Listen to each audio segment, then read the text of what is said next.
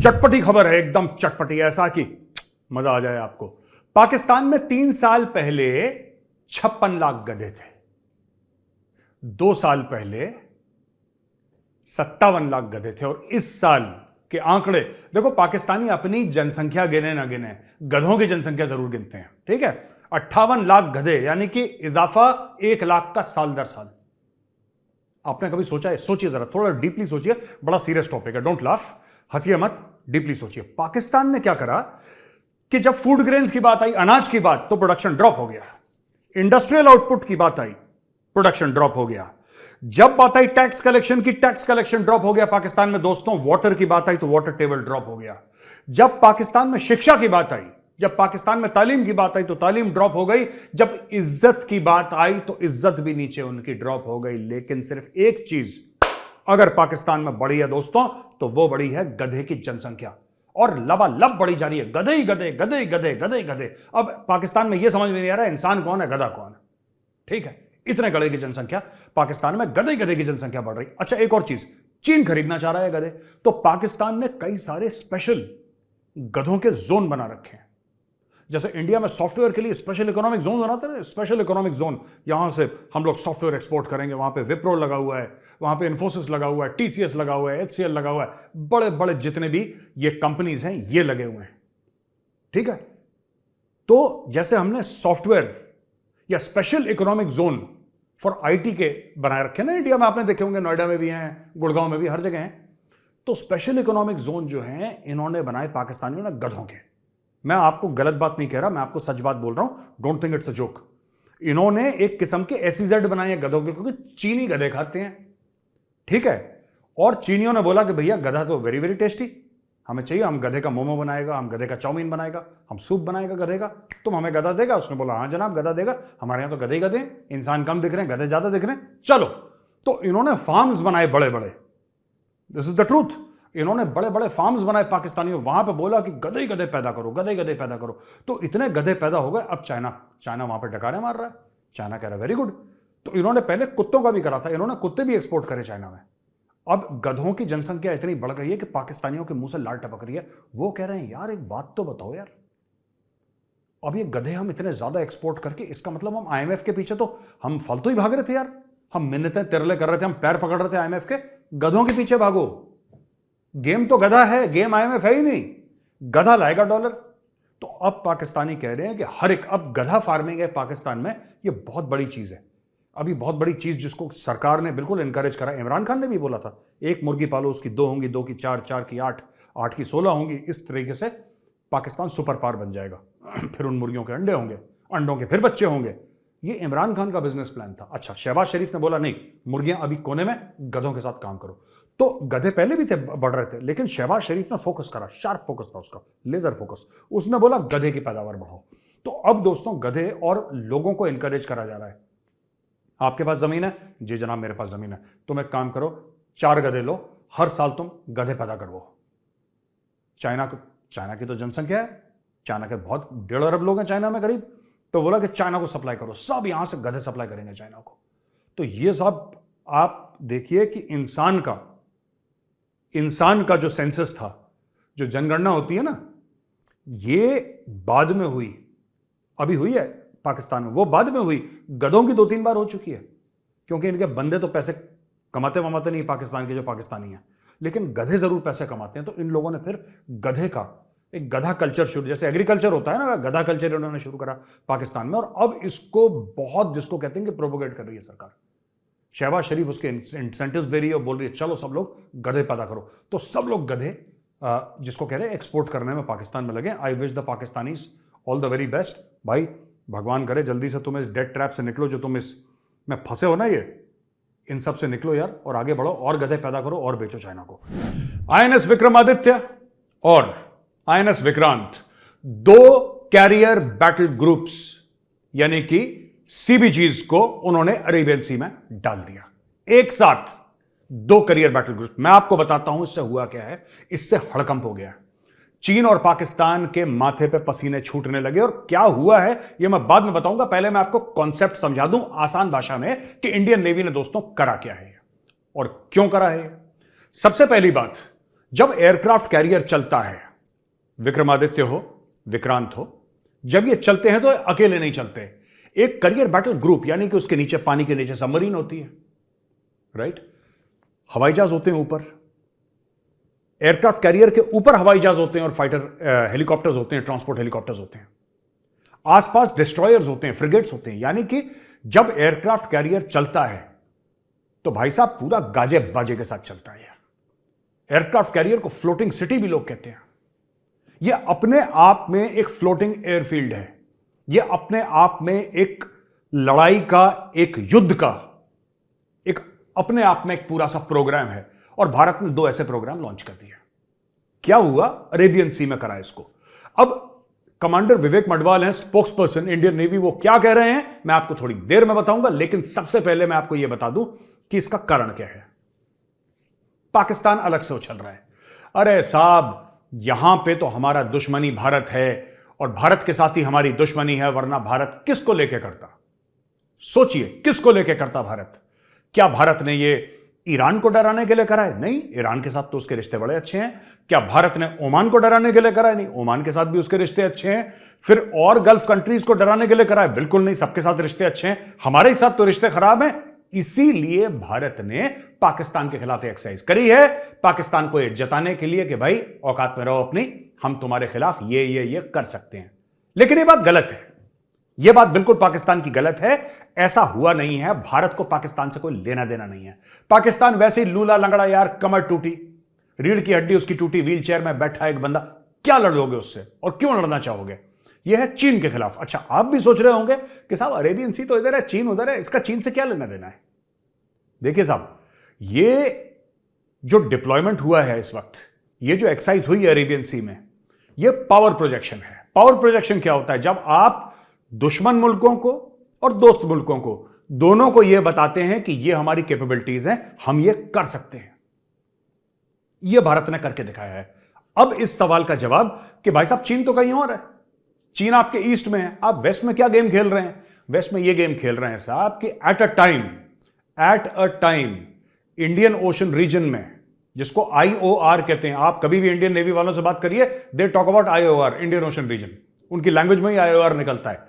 IOR और खासतौर से अरेबियन सी का जो एरिया है, उस पूरे एरिया में 8 से लेकर 10 जहाज चाइना के घूमते रहते हैं। और कहीं ना कहीं यह प्रेशर डालना चाइना के ऊपर जरूरी है कि हमारे पास भी कैपेबिलिटी है। ये पाकिस्तानी फ्री में उछल रहे हैं, जैसे पॉपकॉर्न को आपने देखा है, वो नहीं रेडी में वो उसके बड़े से कढ़ाई के अंदर रेत डाल के फिर वो कॉर्न डालता है, वो पॉपकॉर्न बन के उछलता हवा में। ये पाकिस्तानी उछल रहे हैं। पाकिस्तान के पास ढंग की 4 फिशिंग बोट नहीं है यार। ये क्यों उछल रहे हैं कि हमारे खिलाफ, हमें पाकिस्तान के खिलाफ करने की जरूरत नहीं। ये जो एक्सरसाइज है, ये चाइना को बताने के लिए कि भाई साहब ऐसा है, बी वेल प्रिपेयर्ड, हम लोग आ रहे हैं वहां पे और ये एरिया हमारा है, ये हमारे घर का बरामदा एक किस्म से, ये हमारे घर का बैक एरिया है और हम यहां पे आपके पैर नहीं जमने देंगे। तो जो दुश्मन है, क्या पाकिस्तान के लिए मैसेजिंग है? बिल्कुल मैसेजिंग है, क्योंकि पाकिस्तान के पास गवादर पोर्ट है और वहां पे चाइनीज शिप्स आके डॉक करते हैं। तो क्या ये पाकिस्तान के लिए मैसेजिंग है? 100% मैसेजिंग है, लेकिन ये पाकिस्तान के खिलाफ नहीं है।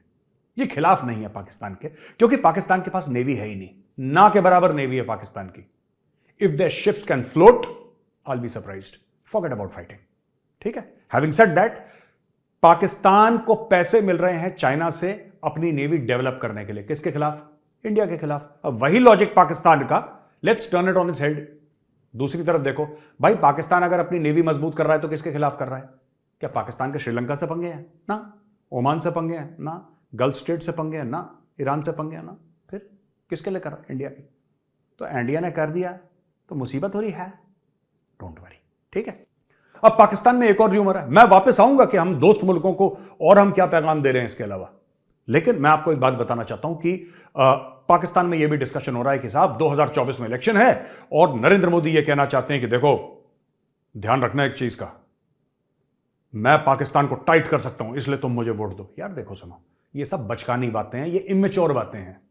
This is immature strategic thinking of Pakistan. ये स्ट्रेटेजिक थिंकिंग कहना भी इसको बहुत बड़ा गुनाह अजीम है। ये स्ट्रेटेजिक थिंकिंग नहीं है, टैक्टिकल से भी नीचे है ये। This is not even operational, this is not even tactical, ये कुछ और ही है। ये फर्श के नीचे वाली थिंकिंग है। मोदी को चुनाव जीतने के लिए एयरक्राफ्ट कैरियर लगाने की जरूरत नहीं, पहली चीज। और दूसरी चीज, ठीक है, कभी मक्खी को हथौड़े से नहीं मारा जाता। अगर दिखाना ही है पब्लिक को, सो मलाका स्ट्रेट में जाके ऐसे खड़े होंगे हमारे एयरक्राफ्ट कैरियर, वो होगा शो। मलाका स्ट्रेट में जाके खड़े हो गए विक्रमादित्य और विक्रांत, पूरा कैरियर ग्रुप खड़ा हो गया वहां पे, that will be a show. ये तो इसका मामला अलग है, दिस इज स्ट्रेटेजिक पोजिशनिंग, जो भारत दुनिया को दिखा रहा है, अपने दोस्तों को दिखा रहा है कि चिंता मत करो, हम तुम्हारे साथ हैं, तुम्हें कोई खतरा होगा, भारत वहां पे है। ये पोजिशनिंग है, ये बोला नहीं जाता, ये करके दिखाया जाता है। और पूरी दुनिया की नजर हमारे 2 कैरियर बैटल ग्रुप्स पे है कि ये भारत की कैपेबिलिटी है, भारत ने वहां पे लगा के, देखिए, हाथ कंगन को फारसी किया और पढ़े लिखे को फारसी किया, भारत ने वहां पे खड़ा कर दिया। अब बताओ, चीन चुप है, चीन चुप है। चीन को लगा सदमा बॉस, चीन को लगा घंघोर सदमा, और चीन सदमे में कुछ बोल नहीं पा रहा इस वक्त। अब आएगा ग्लोबल टाइम्स में आर्टिकल, धीरे धीरे आएगा कि what India is doing is very dangerous and India should not do. मतलब बेटा, तुम जो भी करो वो सब ठीक है, इंडिया ने कुछ कर दिया तो इनको कुरकुर होने लग जाती है। बात यह है कि अरेबियन सी में भी Chinese assets are now under threat. मैंने ग्वादर की बात बताई थी ना आपको, ग्वादर में पाकिस्तानियों का काम क्या है? पाकिस्तानी तो सिर्फ अपनी जमीन दी है, क्या ग्वादर मैनेज करना, ग्वादर जैसा पोर्ट चलाना, उसको इफेक्टिव करना, क्या पाकिस्तान के पास वो सलाहियत है? क्या पाकिस्तान के पास वो मैन पावर है, वो दिमाग है, वो पैसा है? Hat trick, duck, hat trick. पाकिस्तान में 0 पे आउट है पाकिस्तान, और तीनों 3 चीजों पे फेल है, कर ही नहीं सकता चाइना की मदद के बिना। अगर कर सकता तो चाइना की मदद के बिना पहले से ग्वादर खुद अपने पैसे से बना लेता। ना पैसा है, ना दिमाग है, ना कैपेबिलिटी है, तीनों में पाकिस्तान 0 पे आउट, डक। तो दोस्तों, यह कहने वाली बात है कि चाइना को सबसे पहले वहां पे थ्रेटन करना, अरेबियन सी में। तमिलनाडु में यह खबर आई है, जहां पे एक फौजी जवान जो कि बॉर्डर पे था ड्यूटी पे, थिरुवनामलाई जो टाउन है उसमें, ये जो फौजी जवान था जिसका नाम हवलदार प्रभाकरन है, इसकी वाइफ के साथ बदतमीजी करी गई। इसकी वाइफ और एक और लेडी, शायद इसकी मदर या मदर इन लॉ जो भी होगी, ये लोग गए वहां पे, लोगों ने अटैक करा, कुछ जमीन के मामले में झगड़ा था, इसको अटैक करा। इसकी बीवी के साथ उस मॉब ने हाथापाई करी, ठीक है, और हाथापाई करने के बाद इसके बीवी के कपड़े फाड़े।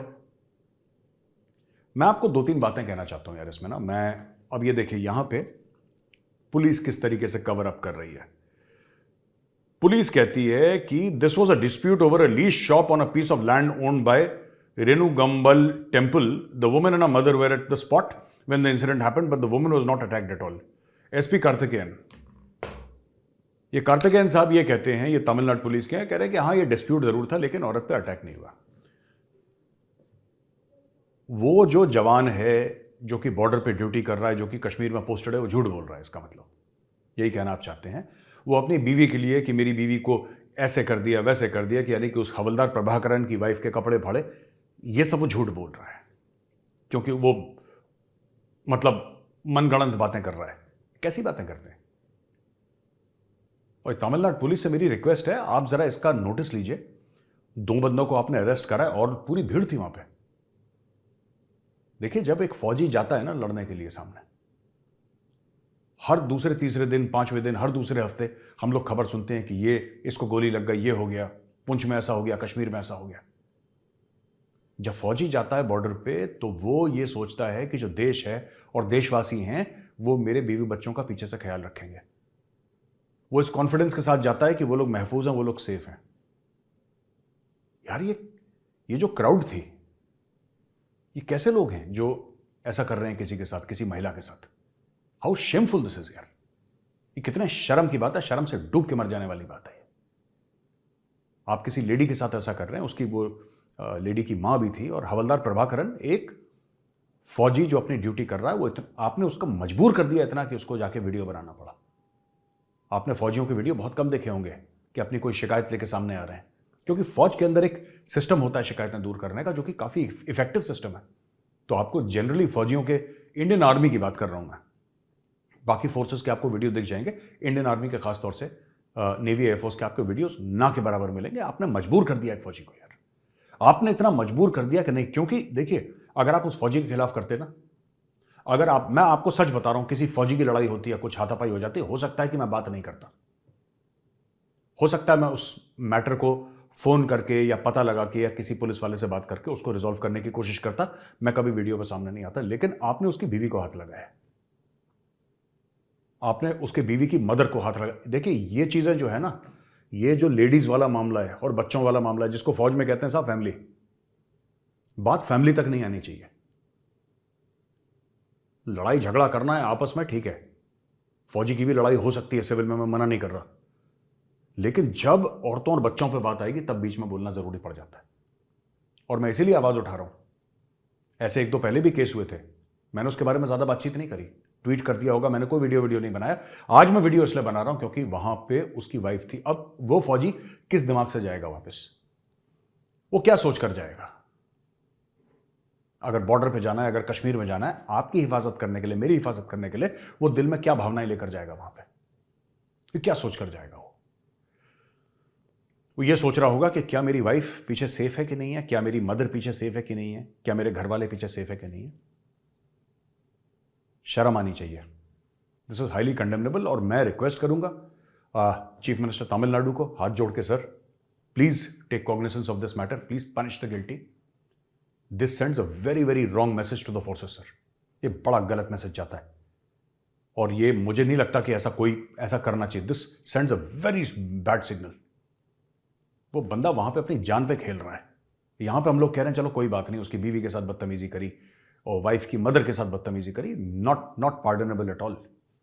The harshest punishment must be given. जो सबसे ज्यादा संगीन इन्होंने जुर्म करा है।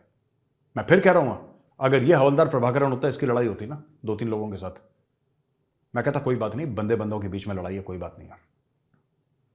हो सकता है मैं ट्वीट करता क्योंकि फौजी है, सही बात है, and I will be biased towards फौजीज, ये भी सही बात है, लेकिन मैं कभी इतने कोई वीडियो पे आके या कोई ऐसा बयान देके नहीं करता। ये आज मैं मजबूर हूं क्योंकि आपने उसके परिवार पे हाथ डाला है। There are some things that are sacrosanct, you do not touch. उसके बारे में बात नहीं की जाती। You do not talk about these things, you do not go near these things, you only give respect to these things, and one of those things are a soldier's family and a soldier's wife. सामने से फौजी की बीवी आ रही है, हाथ जोड़ के नमस्ते करा, सर झुकाया,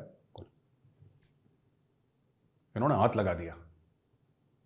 अब इसके रिपरकशंस होंगे, जरूर होंगे, लेकिन मैं चीफ मिनिस्टर तमिलनाडु से मैं रिक्वेस्ट करता हूं और डीजीपी तमिलनाडु से मैं रिक्वेस्ट करता हूं कि सर प्लीज इस फौजी को आप न्याय दिलाइए, क्योंकि ऐसे बड़े सारे हैं सर, लाखों की तादाद में, उनके दिमाग पे क्या असर पड़ेगा। Whether it is Tamil Nadu, whether it is Uttar Pradesh, Delhi, north India, south India, east India, waste India, central India, does not matter. इससे कोई फर्क नहीं पड़ता आप भारत के किसी भी कोने में हो। हर एक स्टेट, हर एक यूनियन टेरिटरी से फौजी है फौज में सर।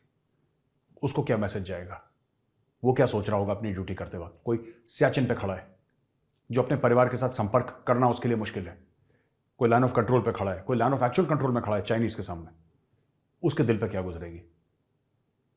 ये तो घोर अन्याय है सर। मैं फिर कह रहा हूं, अगर उसकी पर्सनल लड़ाई होती हवलदार प्रभाकरण की और हाथापाई हो जाती 1-2 सिविलियन के साथ, मैं हो सकता है इसको मेंशन ही नहीं करता, उसके परिवार पे हाथ उठाया। ये गलत है सर, ये बहुत गलत है और ये काबिल माफ़ी है ही नहीं। तो मैं फिर से रिक्वेस्ट करूंगा एक बार कि उस फौजी को न्याय दिलाना चाहिए। और दोस्तों, अगर उस फौजी को न्याय नहीं मिला और ऐसे इंसिडेंसेस और ज़्यादा हुए, तो मैं सिर्फ आपको एक बात बता देता हूं, ऐसा होना नहीं चाहिए और भगवान ना करे कभी ऐसा हो, भगवान ना करे, ऊपर वाला ना करे कभी ऐसा हो कि that a soldier starts questioning कि वो सड़क पे हथियार लेके क्यों खड़ा है, क्योंकि इससे मेंटली डैमेज होता है सोल्जर। सोल्जर तब डैमेज नहीं होता जब उसके छाती पे गोली पड़ती है, जब उसको बम से उड़ा दिया जाता है, जब पुंछ में अटैक होता है और उसके साथी शहीद हो जाते हैं, उसको बुरा लगता है, दुख होता है, दर्द होता है, लेकिन वो डैमेज नहीं होता। जब परिवार पे, बीवी बच्चों पे हाथ डाला जाता है ना, this is something that a soldier can not tolerate. So please give him justice, this is my request to you. चिंग भाई, चौंग भाई, वांग भाई, टिंग टोंग भाई, जरा देना। तो टिंग टोंग भाई ने कुछ पैसे दे दिए, इन्होंने तेल मंगवा लिया। अब ये मंगाया है एक्सपेरिमेंटल बेसिस पे, क्योंकि वन टाइम तेल आ रहा है। अब ये मत सोचिएगा कि और तेल आएगा, मतलब इसकी खेप है पूरी एक, वो अलग अलग जहाजों में आएगी, लेकिन ये वन टाइम पूरी जो कंसाइनमेंट है, जितने की भी कंसाइनमेंट है, ये हो सकता है 2-3 जहाज आए, लेकिन it's part of the same consignment, एक ही कंसाइनमेंट का साइन कराए। अब ये पहले इसको रिफाइन करने की कोशिश करेंगे, बिकॉज पाकिस्तानियों का ये कहना है, एंड जितने भी इनके जर्नलिस्ट हैं, पाकिस्तानी मीडिया का ये कहना है कि we do not have the capability to refine Russian crude. जो यूराल का क्रूड है या रशियन क्रूड है, जो भी इसका नाम है, we do not have the capability of refining. अब इन्होंने मंगवाया है, अभी रिफाइन करने की कोशिश करेंगे। तीसरी चीज, राइट, इसकी वजह से दाम कम नहीं होंगे तेल के पाकिस्तान में, यानी कि कॉमन मैन को बेनिफिट नहीं जाएगा। चौथी बात, अभी तक इन्होंने ये नहीं बताया कि भाईजान कितने का लिया है वो। ये तो बताओ कि भाई साहब मैंने इतने का लिया है तेल, ये this oil we have taken for this per barrel, ये रेट लगाया हमारा। बताओ ना, दुनिया के सामने बताओ। मैं आपको बता रहा हूं असली बात, और जो कल परसों जब ये बात निकलेगी, वो है ना कि जगजीत सिंह साहब की गजल है ना, बात निकलेगी तो फिर दूर तलक जाएगी। तो यही है, बात निकलेगी तो फिर दूर तलक जाएगी। वो बात क्या है दोस्तों, मैं आपको आज बताता हूं। बात सिंपल सी ये है कि इन्होंने ज्यादा पैसे दे दिए हैं, अब लोगों के सामने इनके मुंह नहीं खुल रहे। इन्होंने ईगो प्रॉब्लम में कि क्योंकि इमरान खान ने बोला था इसलिए इनको करना था, इन्होंने ये नहीं बताया कहां से पैसे आए, इन्होंने ये नहीं बताया ये पैसे चाइनीज से लिए हैं। अब ये भी तो बताएं, चलो चाइनीज करेंसी में आपने पे करा, आपके पास थी चाइनीज करेंसी? नहीं थी आपके पास। ये चाइनीज करेंसी आई कहां से? ये कौम को बताएं ना। ये पाकिस्तानी क्या करते हैं कि जो आवाम है ना, जो लोग हैं, इनके भीड़ जो है, वो अपने बॉसेस से झूठ बोलती है, जो ऊपर इनकी सरकार है उनसे झूठ बोलती है। सरकार, ये दोनों एक दूसरे से झूठ बोल रहे हैं। अब आपने चाइना से, माना कि आपने चाइना से कुछ रुपए लिए चाइनीज करेंसी में, तो आपने कुछ whatever you have taken some Chinese currency, वो चाइनीज करेंसी आपने चीन से ली और आपने रशिया को दी। वो किस रेट पे लिया आपने लोन चाइना से, ये भी तो बताएं ना कौम को। आप ये बताएं कौम को कि जी हमने इस रेट पे ये हमने लिया था, ये हमारा मामला था, इस रेट पे हमने लिया है। आप नहीं बताओगे इसको। You will never ever reveal this. कि वो दो चीजें हैं इसमें, एक तो तेल का रेट, आपने रूस से तेल किस रेट पे लिया, और दूसरी चीज जो चाइना से आपने पैसे उधार लिए वो कितने ब्याज पे लिया आपने, उसके क्या टर्म्स एंड कंडीशंस थे, कुछ तो बताओ। नहीं बताओगे। अगर मैं किसी पाकिस्तानी से पूछूंगा, बोलेगा आपका क्या लेना देना जी, आप तो इंडियन हो, हमारा मर्जी हमारा। हर एक मुल्क बताता है, every country says except for Pakistan and north Korea. ये दो मुल्क हैं जो कुछ नहीं बताते किसी को, क्योंकि चोरियां इतनी हैं। आपके मन में चोर नहीं, खुद बताओ ना सबके सामने कि ये कागज है यार, ये लो तुम्हारे मुंह पे मारा, जाओ ऐश करो, इतनी रेट पे कराया हमने, कर लो क्या कर सकते हो। इंडिया ने बोला ना, जब यूरोप ने बोला इंडिया को कि आप क्यों ले रहे हो रूस से तेल, डॉक्टर जयशंकर ने मारा मुंह पे उनके, एक चुप हो गया यूरोप। अमेरिका को बोल दिया नहीं जाना तुम्हारे नेटो प्लस में, जाओ ऐश करो, चुप हो गया अमेरिका। जब आपका मन साफ होता है, जब आपके मन में चोर नहीं होता, तब आप सच बोलते हो। और मैं पाकिस्तान की सरकार से यह बोलना चाहता हूं, आप अपनी कौम से झूठ बोल रहे हो क्योंकि आपके मन में चोर है। बताओ ना, वो चाइनीज करेंसी आई कहां से, कितनी रेट पे आई, क्या टर्म्स एंड कंडीशंस है चाइना के, बताओगे? नहीं बताओगे, नहीं बताओगे, आप बता नहीं सकते। कौम आपको मार मार के निकालेगी जूते, जिस दिन आप कौम को यह पता लग गया पाकिस्तानियों को कि तुम करते क्या आए हो उसके साथ इतने 75 साल से, वो तुम्हारे जूते बरसाएगी वहां पे। और दूसरी चीज, फिर ये बताओ किस रेट पे तुमने रूस से तेल लिया है, रेट भी तो बताओ। चाइनीज करेंसी से लिए, वो तो हमें ही पता है, क्यों तुम्हारी करेंसी तो खुद पाकिस्तानी पसंद नहीं करते। जिन्ना की फोटो वाले नोट पाकिस्तानी खुद पसंद नहीं करते, तो चलेगी तो फॉरेन करेंसी। अब तुमने रिवील कराएगी चाइना से लिए, किस रेट पे लिए तो बताओ। तो दो सवाल और हैं मेरे, किस रेट पे आपने चाइनीज करेंसी उधार ली है, और आपने किस रेट पे रूस से तेल खरीदा है। एक दोस्तों, चाइना को फिर से एक जूता पड़ा है, और जूता क्या पड़ा है, भारत की सरकार ने बोला है कि जो चाइनीज कंपनियां भारत में काम कर रही हैं, खासतौर से इंफॉर्मेशन टेक्नोलॉजी, राइट, इलेक्ट्रॉनिक्स, इन सब में, इसमें कंपनी है शाओमी, ओप्पो, रियलमी, वीवो, ये सब, ठीक है। ये जितनी भी कंपनी है जो मोबाइल फोन बनाती है ना, सस्ते सस्ते चाइनी चाऊ चाऊ मोबाइल फोन, इन सबको बोला है कि सीईओज और सीईओज आप इंडियन लगाइए। अगर आप भारत में काम कर रहे हैं तो उसका सीईओ जो टॉप मैन होगा और इसका सीईओ होगा, चीफ ऑपरेशंस ऑफिसर, वो भारतीय होगा, लगाओ इनको। इंडिया ने बोल दिया चाइनीज कंपनी को। अब ये चाइनीज तड़प रहे हैं, ये कह रहे हैं बॉस जितनी भी कंपनी है आप इनमें जो बॉसेस होंगे, क्योंकि भारत को पता है, ठीक है चाइना से हम धंधा कर रहे हैं, हमारी कंपनियां चाइना में, चाइना की कंपनी यहां पे, लेकिन कंट्रोल किसके पास होना चाहिए। ऐसा नहीं कि चाइना ने पैसा लगा कि यहां पे कंपनी लगाई तो चाइना उसको कंट्रोल करेगा। No no sir, no, not at all. उसको कंट्रोल हम ही करेंगे, पैसे किसी के भी हों, भारत की जमीन पर लगी है, कंट्रोल हमारा होगा। इनके जो टॉप बॉसेस हैं आप इंडियंस लगाइए, क्योंकि भारतीय सरकार को पता है चीनी चोर है बहुत बड़े यार। मैं बता रहा हूं आपको, मुझे तो पहले ये डाउट हुआ था कि अली बाबा 40 चोर चीनियों पे बनी है, फिर बाद में पता लगा नहीं ये तो बगदाद की स्टोरी है।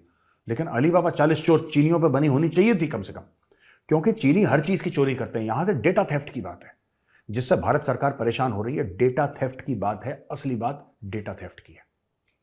That is what it is. तो union government has asked Chinese mobile phone manufacturers to induct Indian equity partners in their local operations, according to 3 executives who attended meetings in which the matter was conveyed as per report in the Economic Times. ठीक है जी, equity partners यानी कि जो equity डालेंगे, जो पैसा डालेंगे, जिनके पास shares होंगे, वो भारतीय होने चाहिए। Additionally, the government has directed them to appoint Indian contract manufacturers, expand local manufacturing down to the compound level through joint ventures with Indian businesses and hire local distributors. There are Chinese distributors for some of the companies. अच्छा, ये तो भाई साहब बिल्कुल जिसको कहते हैं मुंह पे लाती मार दी इंडिया ने चाइना की। इन लोगों ने ये बोला है, देखो भाई, जो तुम्हारे पुर्जे हैं ना चाइनीज फोन्स के, ये अभी भी बाहर से आ रहे हैं। ये नौटंकी अपनी बंद करो, ये बकवास अपनी बंद करो। ये जितने भी तुम्हारे पुर्जे सुरजे हैं, this should all come from India. You partner with local Indians. आप लोकल इंडियंस के साथ पार्टनरशिप करके यहां पे फैक्ट्री डालो, यहां पे इनके पुर्जे बनाओ। और जो डिस्ट्रीब्यूटर्स हैं, कुछ कुछ फोन कंपनीज के चाइनीज डिस्ट्रीब्यूटर हैं। भारत ने बोला बंद करो ये बकवास, चाइनीज डिस्ट्रीब्यूटर नहीं होंगे, आपके इंडियन डिस्ट्रीब्यूटर होंगे।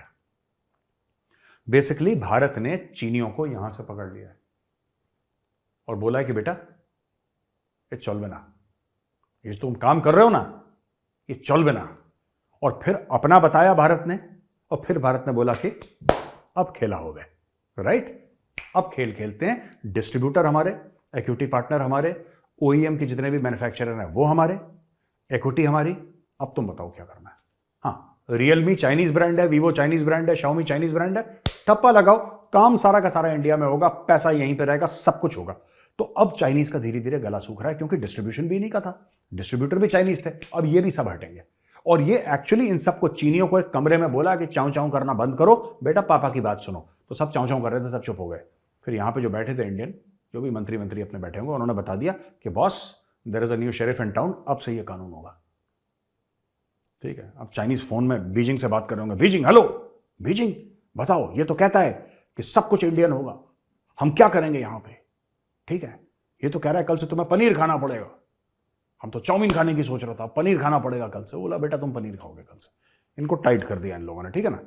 अब ये खबर आई है कि अमृतपाल सिंह, पुलिस आ गई, पुलिस, अमृतपाल सिंह, उसका पता लगा है कि वो तो स्किज़ोफ्रेनिया है उसको।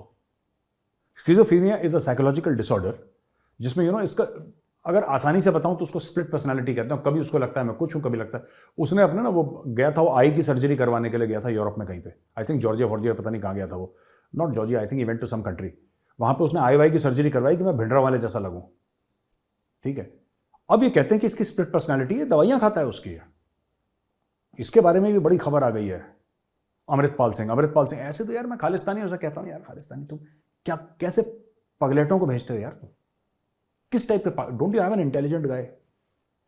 अगर उसने खालिस्तान का काम भी करना, कोई तो होगा person with an IQ, some sophisticated person जो खालिस्तान की बात करे। तुम लोग वही घटिया काम, पत्थर फेंक दिए इंडियन हाई कमीशन पे, गालियां दे दी, तिरंगे को नीचे ले आए, झंडा जला दिया। ये सब छिछोरी हरकतें तुम लोग कब बंद करोगे? अगर तुम्हें भारत के खिलाफ लड़ना है, सो जिसको अमेरिकन कहते हैं ना, अप योर गेम यार, up your game.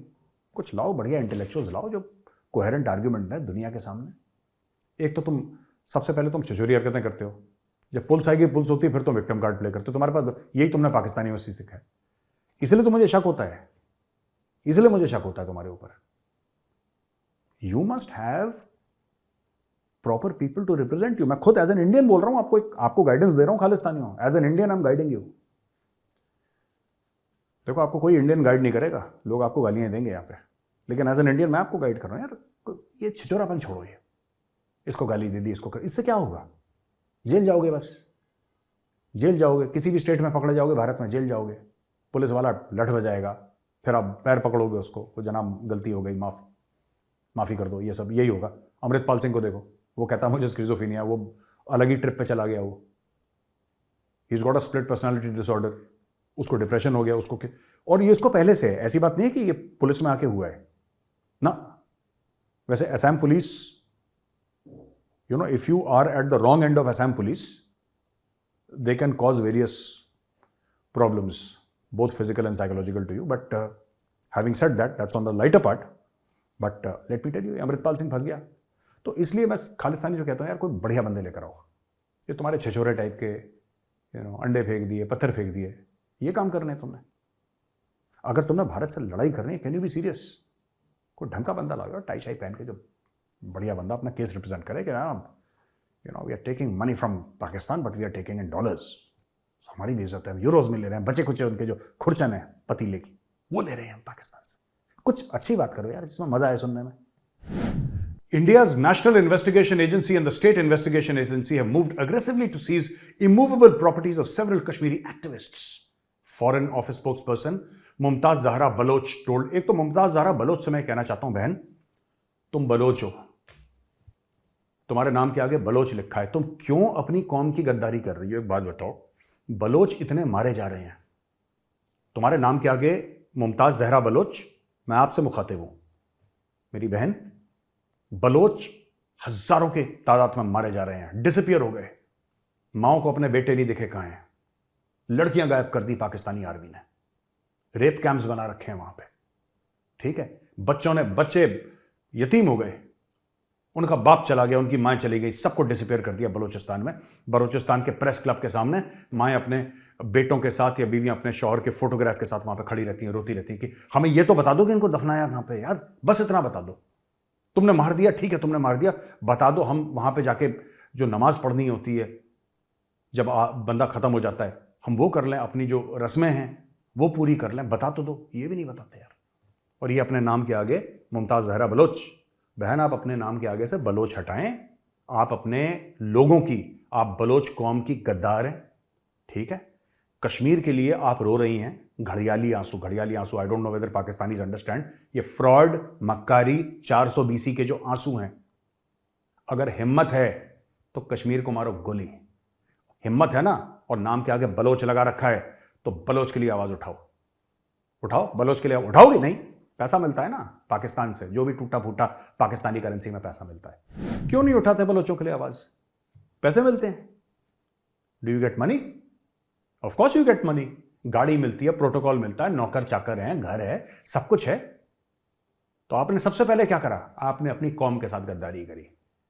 Mumtaz Zahra Bloch साहिबा, आपने बलोच कौम के साथ गद्दारी करी, नाम के आगे बलोच हटाइए, गद्दारी करिए, वो आपके खून में है, लेकिन नाम के आगे से बलोच तो हटाइए, अपनी कौम के साथ गद्दारी। और दूसरे फिलिस्तीन, ये भी गद्दार है, मैं इनका भी बता दूं, जरा इनकी पोल खोलता हूं जरा फिलिस्तीनियों की। देखो यार कैसे कैसे लोग हैं यार, कैसे कैसे लोग हैं। ये देखो पैलेस्टीनियन लीडर अब्बास भाई ने क्या करा? अब्बास भाई और बड़े कलाकार हैं यार, ठीक है। ये चाइना से मिलकर आए, ठीक है, ये चाइना से मिलकर आए, चाइना से इसने Palestinian leader Mahmoud Abbas has wrapped up a trip to China after seeking economic aid and voicing support for Beijing's repressive policies towards its Muslim minorities। ये देखिए, ये हाल है भैया पाकिस्तानियों, ये तुम्हारे जैसे ही हैं फिलिस्तीनी, जो कहते हो ना इनके ऊपर जुल्म हो रहा है। इजराइल कुछ नहीं कर रहा है, इजराइल इनको मार मार के दुम्बा बना रहा है, बिल्कुल ठीक कर रहा है। ये देखो महमूद अब्बास ने क्या करा, as a head of state गया ये, इसने Chinese Wing Jong Ching Chong जो भी उनका प्राइम मिनिस्टर है उसके पकड़े पैर इसने, ठीक है, इसने पैर पकड़े, इसने बोला ये रहा कटोरा, इसमें भीख डालो। चाइनीज ने भीख डाली, कुछ रोटी के टुकड़े डाले उसके अंदर, और इसने बोला कि चाइना के मुसलमान तो बड़े खुश हैं यार, कोई दिक्कत ही नहीं है, सब खुश हैं, बल्ले बल्ले, चाइना बल्ले बल्ले, तो चाइनीज मुसलमान थल्ले थल्ले, देयर इज नो प्रॉब्लम है जी। ये है तुम्हारी सबसे बड़ी प्रॉब्लम। ये Mumtaz Zahra Baloch, spokesperson foreign office of Pakistan, foxtrot oscar of Pakistan, जो फॉरेन ऑफिस है, इसको बेचने वाला इन्होंने एक बलोच पकड़ा।